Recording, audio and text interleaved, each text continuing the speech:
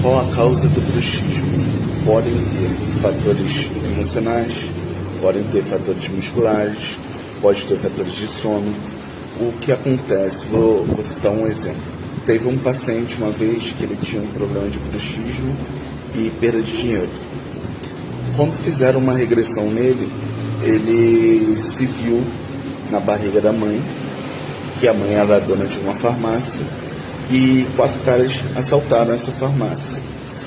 Só que ela entregou o dinheiro todo junto com o pai. Um dos assaltantes falou que ela estava guardando dinheiro, puxou uma faca e esfaqueou a barriga dela. O bebê sentiu aquela emoção partindo da mãe e começou a não conseguir relaxar, ao mesmo tempo perder o dinheiro no futuro quando ficou mais velho.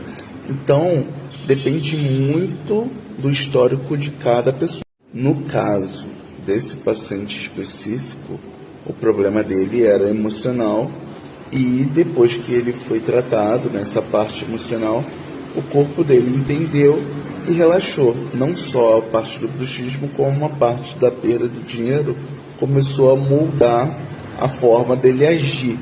Então, o vício de agir de uma forma específica que gerava perda de dinheiro dele começou a ser modificado. Mas, lembrando, isso foi um caso à parte. Não quer dizer que toda pessoa que tem bruxismo, ela tem um caso emocional parecido e tal.